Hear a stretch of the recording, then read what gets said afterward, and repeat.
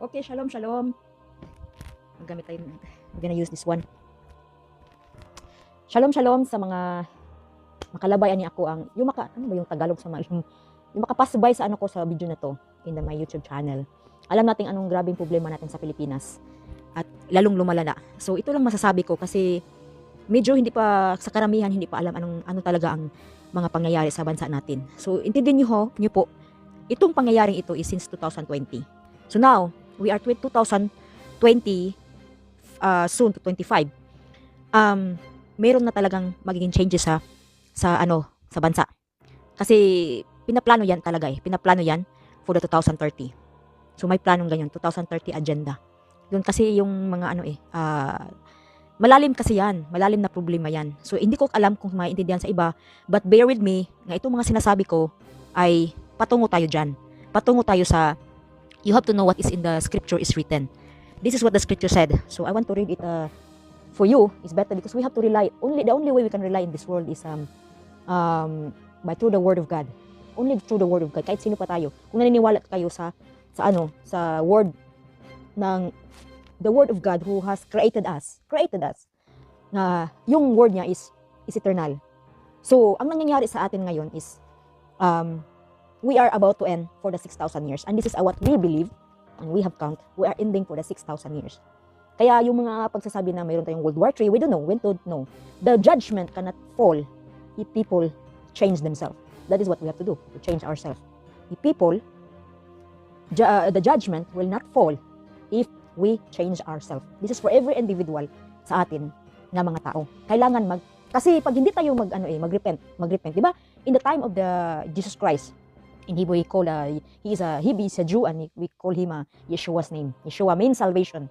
So in Jesus time, what does John the Baptist said? Repent, for the kingdom is at hand. The kingdom is at hand. So yung kingdom ng kay God is just in the door. Is just in the door. Nasa kung sa bahay pa natin, nandyan lang sa door, yung sa pintuan lang. And one thing it can move is only our repentance. Everyone must have to repent. Kahit sino kayo, kasi siya ang nagbigay ng buhay natin. Siya ang nagbigay sa buhay natin. And this is what it needs, to repent. Magrepent tayo, kung sabi sa maghinuklog ka sa itong mga kasalanan. Kasi life is not always, lalo na ngayon sa situation natin, ay pinapahirapan na ang mga tao. Pinapahirapan na ang mga tao. Kasi kailangan kailangan talaga yung mangyayari is to wake up our soul. To wake up our soul. Yung individually, may soul tayo, di ba? May soul tayo which is come from God. So kung naniwala kayo sa ganyan, na may soul tayo which is from God, so you must be honest to yourself. We must be true to ourselves. That all this buying, all this lying, all this lovers of money, because the lovers of money is what it is said in the word. The love of money is the root of all evil. So yun, root of all evil. So just give me a time to speak about the word. Kasi yan ang tunay nating pagkatao Because kasi yung nag-create sa atin, gusto niya makinig tayo sa sa word. Kung nakikinig tayo dun sa mga nangyari sa labas, lalo na sa mga politika natin, napaka-attentive natin dun sa mga balita, sa mga pangyayari, yung mga negativity doon, we absorb a lot from those. We absorb. But bear me also that we have to absorb the word of God. We have to absorb. Why? We need it. We need it. That is what will sustain with our soul. Because you will have no peace from outside. Walang peace sa labas. Kasi, anong mangyari? It will disbalance the people. Maging imbalance ang tao. Why man? Dito sa pag-iisip, ano na mangyayari? Kasi ang ating pag-iisip, advance tayo. Future guys. Walang future na sa mga taong ito. Walang mga future na tayo you trust these leaders to be to handle us? As in our nation? I don't think so. Kung mayroon pa tayong future niyan. O ako isang ordinaryong tao lang rin. What future? If we believe the word of God, God has sent His Son. Pinadala yung anak niya. Si Jesus Christ, si Yeshua. Pinadala niya. And what is we need is, yun, ang teaching ni John the Baptist, repent for the kingdom is at hand. Wala naman tayong pagbigay, yung ipa-show off natin mag-repent kasi tayong lahat ay may kasalanan. Mga kasalanan natin. Maglinis lang tayo, hinugasan ng ating soul kasi ang first coming ni Jesus Christ, ni Yeshua, was for the remission of sin. Yung mga is removing our sin. Which kind of sin? From the sin of death. Yun kaya tinatawag siyang the last Adam. The last Adam siya kasi he's a life-giving spirit. So Isa lang yan, a life-giving spirit. Kailangan natin yan. Kasi yan ang magbibigay ng buhay sa ating soul. Sa ating soul. Sa Hebrew, tinatawag yan na ating nishama. Nishama, pag ikaw ay you believe God, you believe the Son of God, which is Jesus Christ, and His true name is Yeshua, then you have the spark, you have the seed to work out in you. Everyone has to work out. So ngayon, wala na tayong kinabukasan sa mundong ito. Nandyan kayo sa Pilipinas. Ako naman dito sa sa Europe ako. The same yung problema rin dito. Magulo ang yung government nila, yung government dito hindi pa naka-build up ng sariling yung nakapag-structure ng panggobyerno kasi ayun, talaga is maraming mga complaint sa tao. Siyempre, naman tayo dito, immigrant, hindi tayo makisali doon kasi hindi naman tayo citizen, di ba? Hindi ako citizen dito. So, siyempre doon ako concerned saan ako naging citizen, di ba? As being a Filipino. So, ayun, kaya nga dito, problema din, yung mga farmers dito, number one dito ang problema, mga farmers, pinahirapan talaga sila. So, yung witness ko lang, masasabi na pinahirapan sila, lalo na yung boss ko before, last year, yung boss ko, not last year, because I just ended my contract last April, so doon, problema sila din. Problema sila. Ako lang nagbigay sarili ko, mag-uwi ako, 6 months ang contract ko kasi 1 year gusto nila, pero nakita ko ang problema at problema sa business nila. Kasi agriculture yun sila, may-ari sila malaking taniman ng mga potatoes. So tinatanong ko, ano bang pinagmarcha doon sa Paris, sir? Doon sa mga big city, sir? Anong minamarcha nyo doon? Ano talagang problema sa mga farmers? So yun, in-explain niya sa akin. So I don't give so much detail about that, but yun lang, sa business niya, ay talagang mapatungo tayo sa famine. Yung famine, kagutom sa Bisaya pa. Ano ba yan sa Tagalog, yung magugutom. Patungo diyan. Bakit? Kasi yung gagawin nila yon sa mga kinakain natin. Ibahin yun . Sila yung magawa ng iniwan ko anong i-structure nila diyan na ilalagay na naman nila yung mga hindi maganda para sa body natin, yung bigyan ka ng diseases. Yan. Kaya kung kayo magtanim, mayroon kayong maliit na backyard, magtanim kayo, kain kayo sa mga simpleng pagkain na walang chemical, organic food. Organic.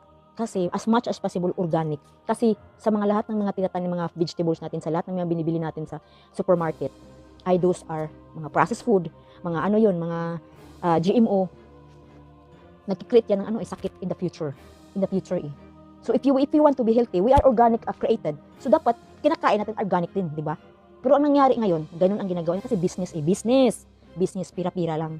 So pag hindi tayo ang tao, kasi yun, hindi ko alam anong nangyari talaga sa mga farmers. Alam kong pinapahirapan sila, binibili ng pinakamaliit kasi they want also to pull down the farming industry. Yung mga normal na farming, and one day, di ba, sinasabi din yan nila na sa backyard mo, bawal magtatanim na. So kasi patungo tayo sa Agenda 2030. Kayo na mag-research kung saan yan 2030 agenda. Parang maganda yun, magandang pag babasahin mo yun, napakaganda. Pero I tell you, this is not maganda kasi yan ay nakakatakot yan as tayo mga normally mga poor people, yung nasa baba, hindi mo masisikmura ang plano na yan. Kasi ang hirap kasi public ito, ayoko maglabas ng mga about papatayin, ayoko maglumalabas diyan. Kung gusto kayo makinig diyan, may grupo, kung gusto niyo ilagay ko sa ubos, sa baba, makinig kayo every Saturday sa grupong yan kasi mga sila, eksperto sila sa mga doktor kung anong talagang nangyari sa yung I will call it DPAP. So I will call it DPAP, ganun lang. So doon, kung gusto talagang kuryoso kayo sa pangyayaring sa mundong ito, go there, they will understand yung mga nangyayari, anong gusto lang gagawin. But now, sa akin tong naintindihan for the agenda, si Sara Duterte, babalik tayo. But before to speak about politics, before to speak about Sara Duterte o anong mga politik na nangyari sa bansa natin, I want to share with you kung ano ang yung problema talaga. So I want to read this verse from the Word of God that there is something wrong. What we have to face now. Masanay kayo nito, but you can avoid the situation if we stand to ourselves.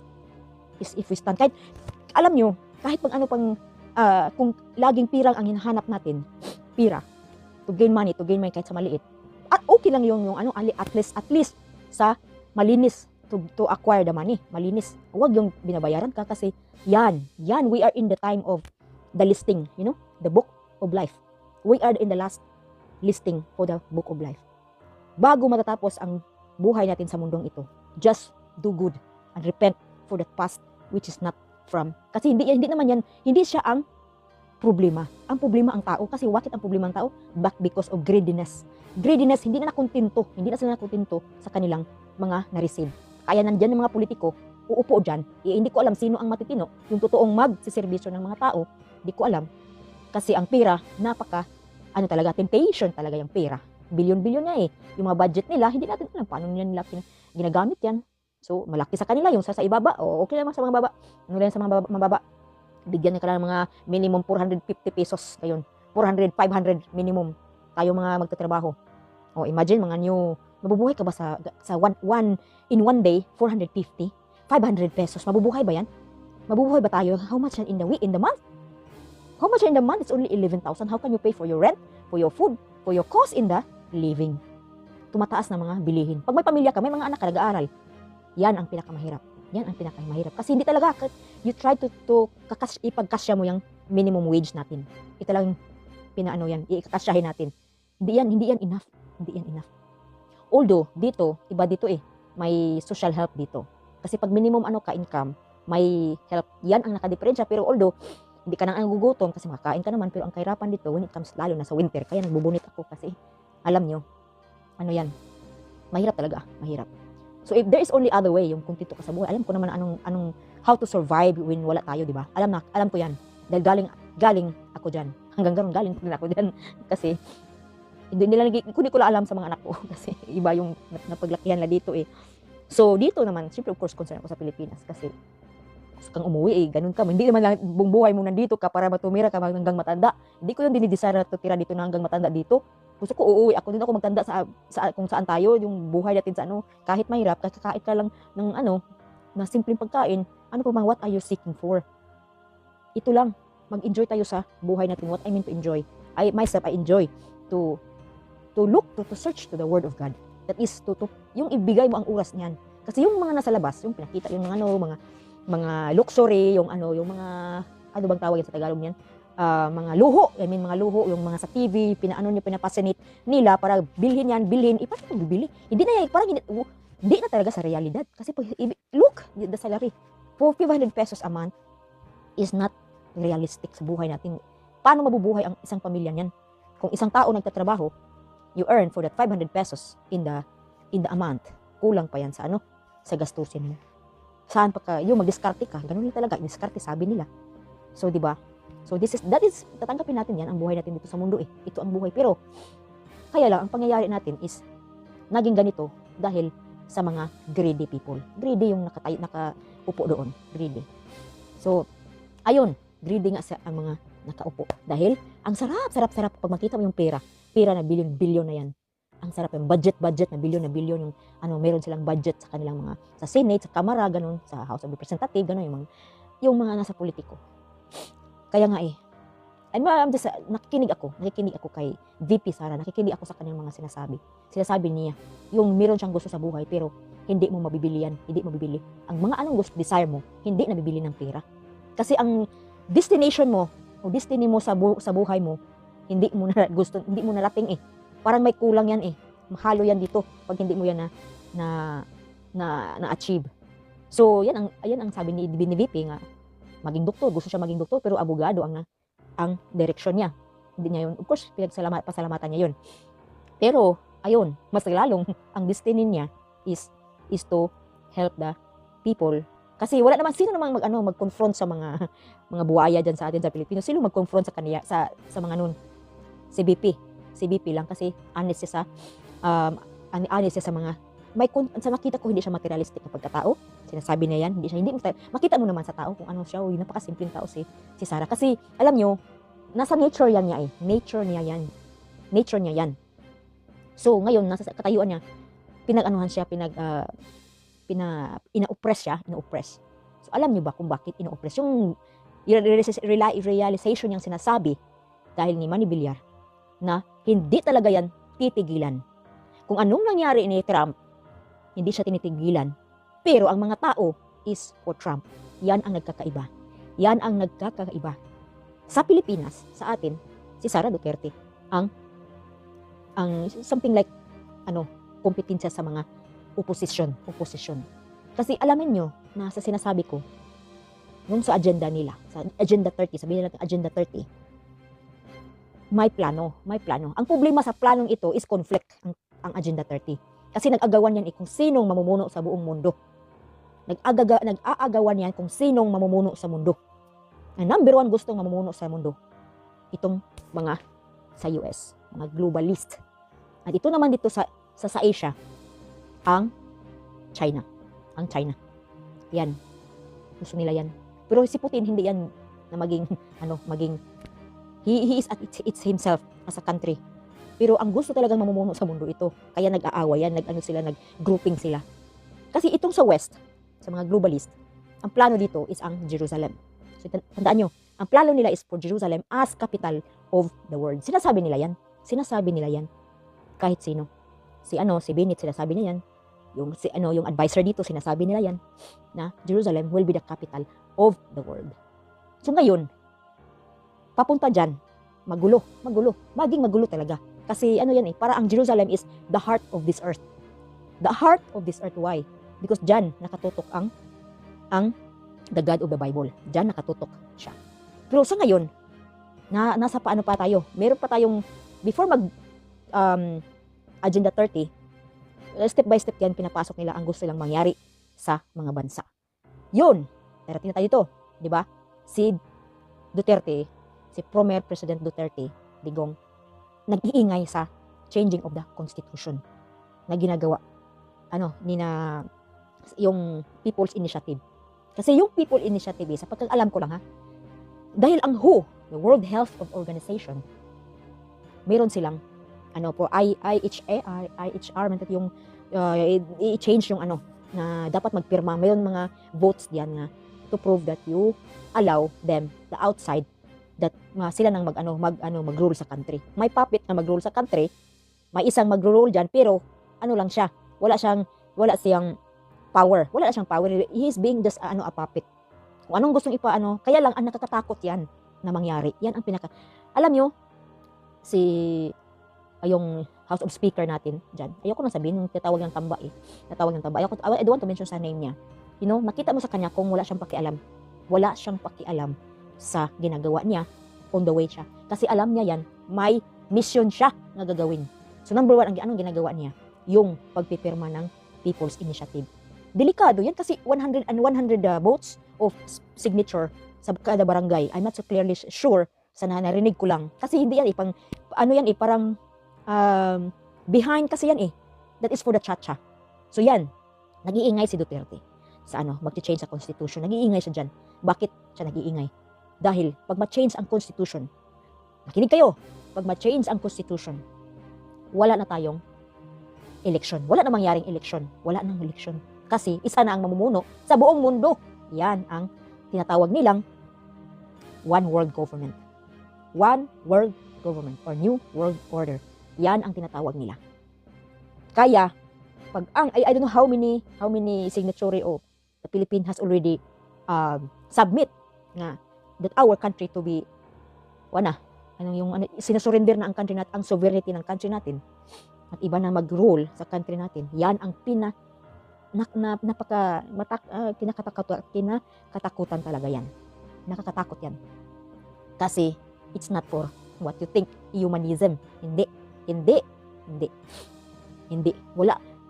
It has been started in 2020 with the COVID. Yan, nagsimula silang mag-build up na to enter the plan for the 30. The A30, Agenda 30. Yan, pinapasok na nila yan. So dahil sa pang-gobyerno natin ngayon, si Sara, tinik yan siya, tinik. Kasi may puso si Sara sa mga mamayang Pilipino. May puso siya. Yung sa opposition, wala. Huwag kang mag-expect ng mamayan. Wala na silang pakialam sa mga tao. Hindi na yan nila pagbigyan. Walang makapuso dyan sa mga mamamayan. They will put by side. Wala silang pakialam yan. Kasi sa ang darating na agenda is for the rich people. Para sa mga mga mayaman. Wala tayong lugar doon. Wala tayong mga lugar doon. sa mga mahihirap. Wala sila. Tinatawag nila yan na useless eater. Tinatawag yan ni Harari, useless eater. Mga useless eater daw tayo. Wala tayong silbi. Kitang mga ordinaryong tao. Kaya, yung ipapasok talaga yan nila ang Chacha. Kasi pagpapasok na yan, isa ang maging leader ng bansa. At ang leader ng bansa ay isang tuta. Tuta. Yun. Alipin sa one world government. Isa lang ang mamumuno sa one world government. Ayan ang pinag-aawayan ngayon. Kasi ang BRICS, iba ang one. Sinasabi ni Putin yan, nandito ang New World Order. Sinasabi yan sa mga taga-globalist in the West. But, ayun, dumarating si Trump. Ayan si Trump. Kasi si Trump, iba si Trump. He is on Israel, Netanyahu, for the one state. Kaya magulo yan. Part yan sa plan ng buong mundo. Part yan. Hindi na pwede ang, kasi ang sasabi ko, ang Jerusalem is the capital of the world. Yan ang gusto nila. Doon. Kaya lang, dahil hindi sila kagaya ni Trump na magsalita in one way lang. Prangka. Kaya yung iba is, gusto nila na, hindi nila, basa-basa nilang maano ang mga Islam, mga Muslim. Hindi nila basa-basa, mapagsabihan niya, hindi yung lupa nyo yan, sa amin yan. Sa amin yan, sa Jerusalem. Kasi ang Jerusalem is, the plan is the capital. Doon nila gustong mangyari. So kasali yan for the one world government. Doon sa one world, doon nila gusto. So kaya magulo talaga ang mundo natin. So sa Pilipinas naman, so yan ang pinakamahirap. Kasi iba yung, for the one world government, yung China gusto rin na become a leader of the one world government. So yung magkakaisa ba in every nation, yan ang BRICS, opposite sa mga taga-West. Yun, nag-aaway sila dyan. Kaya yan ang pinakamahirap na i-build up nila na sinong mamumuno. Kasi competition yan. Competition yan. So yun, nangyayari sa Pilipinas. I don't know saan ko yung nababasa, basta ang sinasabi that the Philippines will have this good startup for the new world order. A good startup country for the new world order. Ayan. Pero hindi, alam nyo, kaya yan nag-shifting yan ang presidente natin. Hindi yan nagawa niya ang pass sa mga ni Duterte. Hindi yan na-follow niya. Kasi may mandate May mandate sa labas. Do that and may mandate sa labas. Kasi alam niyo naman na noon pa man tayo ay ulila sa mga mayayaman. Mayayaman yung mga nagpahiram ng pira diyan. Yung taga sa labas, sabihin natin sa labas, alam niyo na sa West, sila ang alila sa Pilipinas. So walang only Duterte stand for that na gusto niya hindi tayo yung sa Bisaya pa uto-uto bitaw, uto-uto sa sa mga ibang country. Yung country dapat may ang country yung may sariling ang tumatayo sa sarili ba na hindi tayo ang nangyari kasi yun sa Pilipinas is mandate yun sa labas kaya wala lang pakialam yung presidente natin, wala lang pakialam bla bla bla bla bla bla bla bla. Tanungin ko yung mga nasa lanta sa Bagyo, okay pa kayo dyan? Okay pa ba kayo dyan? Meron na bang mga ayuda dyan? Sardinas? Ganun lang rin ba? Wala ba kayong relocation sa mga nasira na bahay nyo dyan? Mayroon ba yung relocation dyan para bigyan kayo ng yung bahay na pwedeng matirahan?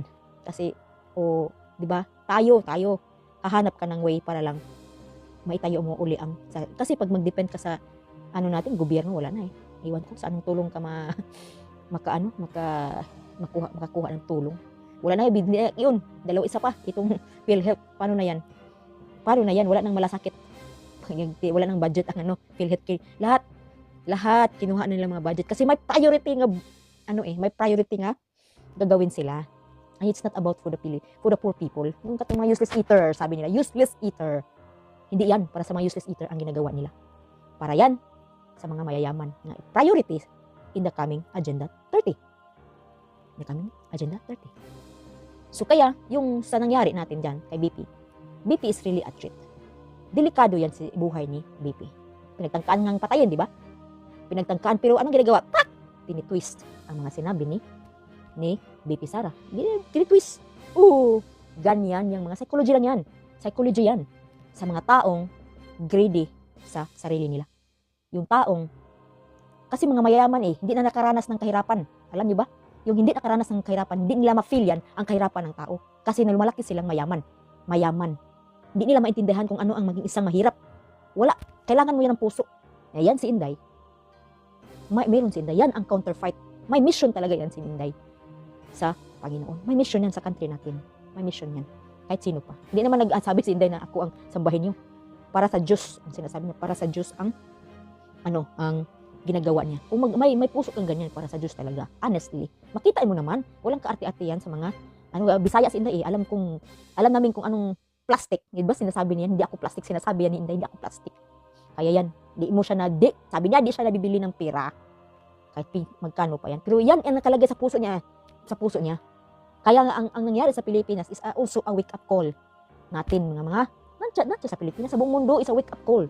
Since from the COVID start, it was a wake-up call na. Kasi patungo na tayo dyan sa sinasabi ng one world government. Kaya walang pakialam na yan na si Tamba. Wala na pakialam si Tamba dyan. Sino magsagasaan niyang mga tao. Wala na.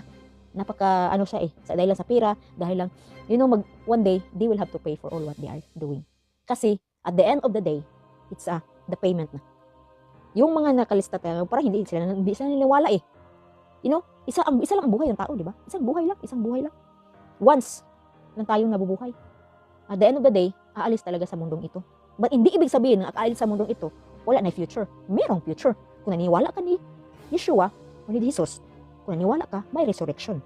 So pag ginagawa mo sa mundong ito, puros na lang mga evil, mga demonyohan ang ginagawa mo, wala ka nang pakialam sa sarili mong, yung mga fellow mo, evil, maghintay ka. Mayroong judgment na darating.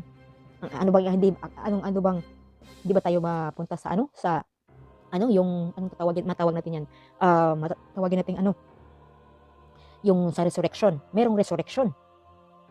Pero it's not me to judge silong mas resurrected. Kahit naman lang. Ito naman ang hinihingin The kingdom is at hand. Repent for the kingdom is at hand. So, di ba sinasabi yan na wala nang yung mga sorrow, crying, wala na. Yung mga famine, mawawala na yan. Pag si Yeshua na ang mag-rule ng buong mundo. Nagpaplano sila ng one world government, di ang mangyayari. Magulo lang yan. Magulo. Judgment will fall.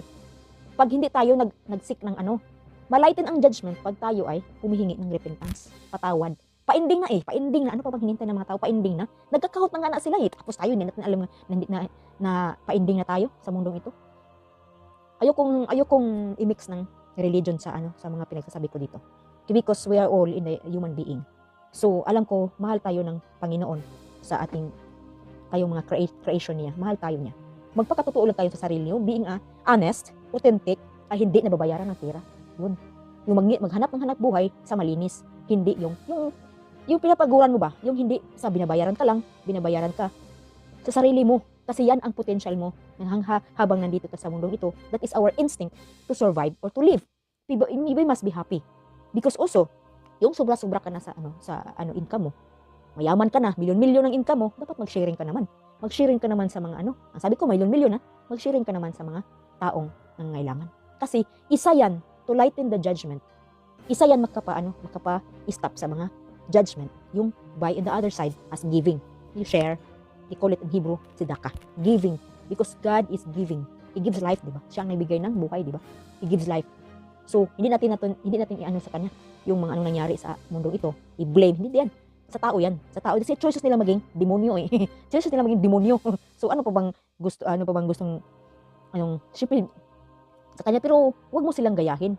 Yung mga sakim sa pera, sakim sa power, sakim sa sa position, huwag yung gayahin yan. Kung pira lang naman ang hangad nila, hindi yung sa filo nila nga makatulong. Makatulong ba? Sa totoo makatulong. Pero paano naman tutulungan? Kasi may changes na. Kasi ang number one point nun is yung mga si Tamba at saka ang presidente natin ay may mission yan. Kaya yung mga kakamping, nagkakaisa yan sila. Kasi the same sila ang goal The same ang goal nila. Isa lang ang goal nila sa mandate sa labas. Kaya yan, dapat, so-called so-called, yung mag-reconcile sila sa mga past nila. Kaya isa lang yan. Before nagbangayan yan, mga Marcos at saka mga dilawan, nagbabangayan dahil sa iyo, ka Marcos, magnanakaw, so pinatay, so.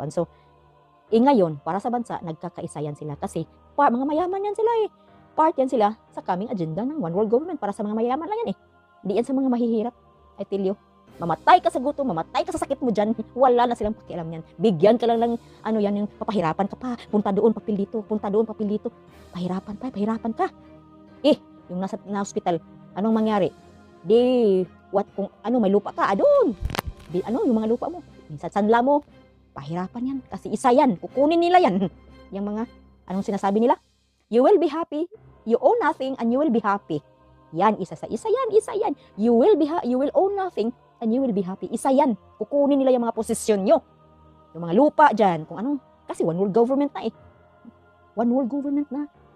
Yan ang coming. Kaya wala nang pag mag-change ang constitution, wala nang isa na lang ang mamumuno sa mundo at sa bansa natin. Tapos, ano lang yan siya? Siya lang na siya, mag-receive lang na siya sa mga mandate sa labas. From the one world government. Yun. As a capital of the world is Jerusalem. Yan ang gusto nila mangyari. And do you believe, sa akin, di ako maniniwala niyang ano yan, that they can have a one world government. Kasi magulo yan eh. Magulo yan. Magulo. Wake up call talaga itong nangyari. So, kay Sarah, gagawin nila ang lahat kay Sarah na, papaalisin yan, patahimikin yan. Kasi ang may mission. Pero more, ito lang talaga. Hindi naman yan mananalo sila sa gusto nila. Kasi what the plan is, pira. Sige, bayaran ka. Huwag kang mag-ingay. Huwag mo patahimikan ka yan kasi freely yun sa kay yung pagsuportan mo kay Sarah. Freely yun. Idong mas maingay ka, marami kang mga supporter. Pwede kang alukin ng pira para patahimikin ka dyan at huwag ka nang makialam sa mga ginagawa nila. Huwag mo nang mag-criticize doon sa mga Marcoses, sa mga sa mga gobyerno karon. Huwag ka nang ganun yan, pera yan eh.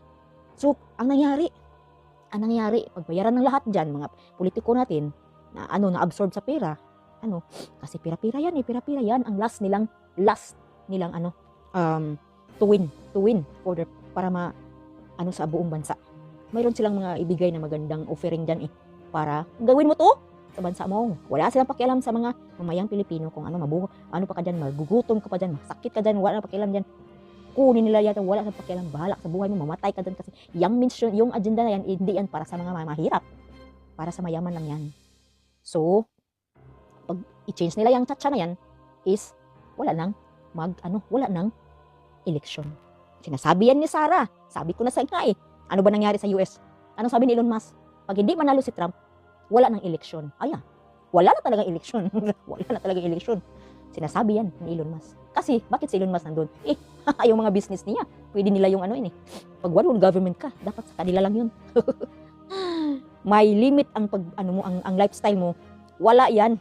Kasi carbon print counted yan. Carbon print. Pag kumakain ka yung mga meat, kasi isa yan, tatanggalin nila yung mga meat. Ayun, tatanggalin nila yung mga gas-gas, yung mga diesel yan. Kaya electric ang ini-offer nila. Pero dito, hindi lang yan. Kasi dito, di nagtagal. First, and this, I think this year, last year, yung free mag-charge sa sasakyan nila, by next year, hindi na free, magbabayad ka na sa pag-charge sa sasakyan mo. Kasi electric yung mayroong bumibili eh. Kasi sa TV, yung advertisement nila sa TV, palaging, ang palagi nilang in-advertise sa TV is electric cars. Ang daming sasakyan ng mga second-hand at saka yung mga sa nakaraan pa is ginagamit diesel gas doon. Andun pa. Gusto nilang i-phase out yan eh. I-phase out nila yung mga sasakyan na yan kaya gusto nila electric ang mangyari. Electric. Alam mo ba as one part of the Agenda 30 is yung mga universal basic income. Ayan. Hindi yan. Sinasabi nila yan. Yung mga electric cars, yung mga position mo, mga one day, sabi nila is you will be happy and will own nothing. So, yan ang isa sa mga plano eh. So, ano pa ba yung iba? Basta sa health. Ayan, sa health. Yan ang napakakatakot dyan. Kasi, pag hindi ang mga tao, pag hindi magre-revolt o mag-manifest sa ating mga kanya-kanyang bansa, sa bansa natin o sa ibang bansa, sa mga ibang world, kung gusto niyo ng tahimik, sige, maghintay na lang kayo kasi paparating na ang mangyari sa ganyan. Kasi hindi yan eh. Nakatakot na talaga yan. Kasi patungo na tayo sa wala na pakialam. Kita mo, promise, hindi mo lang pala totoo yung 20 pesos per kilo. Binubudo lang pala yung mga tao, 20 pesos. Sino ba maniwala yung 20 pesos? Sino na mag-produce ng mga partners na 20 pesos ang kilo ng bigas? Paano nila yan maging 20 pesos? Iniisip ko kasi yan parang synthetic plastic na rice na yan. So, plastic na rice yan, kung saan galing yan? Kasi so kapag kakainin ka, hindi man tayo organic tayo, dapat organic, kinakain natin ng mga natural food. Pinapasukan natin ating body ng mga ganyan, mangyari na? Siyempre, mag-reject yun, mag-create yun ng hindi na nakakatanggap-tanggap ng mga machine natin sa loob. Kasi that is the creation of God, di ba? It's all in the harmony. Paano pag ma-harmony pag ang kinakain natin hindi organic, hindi na mga organic yung mga, what I mean, yung mga natural, kung hindi na, puro sa mga may mixing ng mga chemical. So, syempre, mag-react talaga yun. And then it will create, mayroong maging malfunction sa mga, ma-destabilize ang body natin. Anong mangyayari, sickness talaga. So, kaya, ayan, ang mangyayari. Yan ang, hindi mangyayari yan, agenda, ang mandate sa labas. So, kaya kay BP Sara, iwan ko na lang, si BP Sara nandyan, nagpa-present sa mga taong bayan.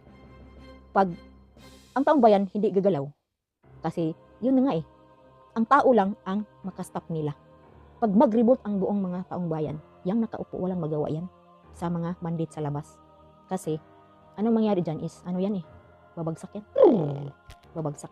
So, dapat honest ka. May takot, wag kang, sinasabi ni Trump we are not worshiping government, we should worship God. Diba? Sabi ni Trump yan. We are not worshiping government, but God. Yan sinasabi niya. We will restore back the Bible in our schools, in our institution, in our offices. Ipabalik yan ni Trump. So, dapat sa atin, sa Pilipinas, ganyan gawin. Kasi pag tayo dyan, syempre may backup tayo sa Creator na nagbigay ng buhay. He will restore. So, ang judgment ng tao, hindi kailangan lang talagang mamuno na may malasakit sa tao at saka yung pagtatrabaho niya para sa may takot sa yung yung above, hindi yung nasa yung mga pira-pira lang binigay sa iyo para gawin ang mga evil things, mga kadimunyuhan ang gustong ipangyari. Ipusita kasi may mga agenda yung mga, isa pa yan sa school, isa pa yan sa school, may plano sa school. May plano sa school so ayoko nang sabihin dito kasi alam niyo na, baka i-shutdown naman itong mga pinagsasabi natin. Alam ko may maraming nagsasabi sa mga pangyayari ngayon. Kagaya si Lynn Channel also isa since sa COVID, labas na sa dyan. And then sa continuation today. Kasi concern na ako sa country natin pupunta tayo dyan Yan ang kasi ang goal. May remaining 5 years na lang. 5 years, nag-account sila for that 5 years. Then they have to really work hard for that and they will do with all the resources what they have. What are the resources? Money. Money, they can buy everything para lang magawa nila ang gusto nila sa isang bansa. Sabi ko, one world government. Yan ang gusto, pangyayari nila. But hindi na sa akin, hindi ako maniniwalang mangyari yan kasi may kapal mayroon mas higher na darating. Pag ang one world government lang ang pinaniwalaan ko is yung government ng Panginoon. And soon, si Jesus Christ o Yeshua will come to rule in this whole earth. Yan ang totoong one world government. And this is the shadow, this is the image of what is the shadow in the life of Joseph. The life of Joseph to rule as si Yeshua as King of King and the Master of and it will be in Jerusalem, the capital of the world. Siya lamang ang mag-rule ng one world government. Hindi itong nasa ngayon na mga kanya-kanyang nag-agawan kung sinong mag-rule ng world na ito. Hindi ako naniwala niyan. Ang pinaniwalaan ko lang ay si Yeshua, the Messiah, Jesus Christ, that will soon to rule in this world. One world. Yan ang true one world government. Darating yan. Hindi ako naniwala na hindi yan darating yan. But we will have to endure what will come. Kasi hindi basta-basta ang mangyari sa pangyayari in the coming years. Hindi basta-basta. Hindi basta-basta talaga. Iwan ko lang, prepare your soul to endure of those what we about to face. Kasi hindi yan anong mangyari. Iwan ko lang, war, we will see with the war. Because yung judgment, ay sasabi ko na nga yung judgment will not come, will lighten the judgment pag tayo ay mag-repent tayo. It's long time. It's John the Baptist has said, repent for the kingdom of heaven is at hand. Andyan lang at the door. Andyan lang, the kingdom of heaven is at hand. Yan lang, repent tayo. And we cry for him. I believe he will not, it is written in some, somewhere in a contrite spirit, he will never despise. A contrite spirit, he will never despise. So we have to cry and pray and beg that only can help us is the one who create us, the one who gives life us. Siya lang ang makatulong natin, wala nang iba, wag ka nang aasa. Si Sarah is bilang instrumento lang yan sa mga oposisyon ng mga sa pinaplano nilang mga siyempre may konsensya ang tao So sa sarili ni Sarah, dapat pipiliin talaga niya yan. What is good sa mundong ito, what is good. So yan, hindi naman siya mabibilis. Sinasabi niyan, makita mo naman, hindi mabilis kasi hindi masikmura yung mga nilang mga madumi na galawan sa loob na sa administrasyon. Kaya yun. Hindi sila, he's not among the flow of this system. And gusto niya ano siya, kasi gusto yung magserbisyo ka ng honesty at saka yung may puso para sa mga fellow mo. So, syempre tao tayo, di ba? Nandyan na natin makonsensya kung ikaw mayroong konsensya. Kasi yung mga oposisyon nila dyan, yung mga tutumanggap ng mga buaya dyan, mga pira lang, yung nawaldas ng pira dyan, is wala na yan sila makonsensya. Wala silang konsensya, mas sanay sila sa maging mayaman, may pera. Nabubuhay sila, nakakain ng masarap, ng yung bahay nila, mga ganda, masakyan nila, nabubuhay silang ganyan. Pero tayo, hindi nila maintindihan ang kahirapan kasi hindi tayo, wala sa pakialam sa mga mahihirap. So that's all what I can share. So tandaan nyo, yan ang mission nila, yan ang mandate sa labas. Kaya si Sara hindi yan tatayo si Sara kung walang ang taong bayan lang ang makapag-stop sa mga ginagawa nila dyan. So, I believe Sara is honest sa kanyang puso. Kasi may sasabi ko, may may basbas yan sa above siya. May basbas yan. And it is part, because tao tayo. So, dalawa. Pag walang konsensya si Sara, wala siyang pakialam. So, he will go on to the system. Pero meron hindi niya kaya yan sa heart niya. Meron tayo yung tao, pag may konsensya ka nga, ikaw, ang sarap ng buhay mo, yung mga kababayan mo kumakain lang ng asin, di ba? Sinasabi niya yan, asin, tuyo, di ba? Hindi mo yan kayang sikmurahin yung kumakain ka ng masarap, tapos meron doon walang kinakain, ang hirap ng buhay. Yun, masakit yan sa puso kung ikaw as a taong may konsensya. Masakit yan makita mong hindi ka kayang kumakain niya, tapos walang kinakain yung mga kababayan mo. Ikaw as a leader, hindi mo kaya yan. Sikmurahin mo yan. Kaya yan, may purpose siya dyan. So, ito lang, as before the plan they have until the 5 years from now, we will see is pero ang pagdaanan ni Sara is talagang talagang grabe talaga yan. Kasi hindi siya, sinasabi niya yan, pag magtahimik si Sara, hindi na mag-run as a president, mag-aaway talaga. Siyempre, oo, mag-aaway. Matira ang matibay. Yung matibay na sinabi nila is yun ang nakikinig sa labas. Gusto na yan, lalo na sa administrasyon na ngayon, matira ang matibay. Ibig sabihin, yung behavior ng karakter ng matirang matibay na yan is yung taong walang pakialam na ang ginagawa niya. Ayun lang ang pinakinggan niya sa labas, mandate sa labas, wala siyang pakialam sa mga tao dyan. Kasi yan is for the coming Agenda 30 na.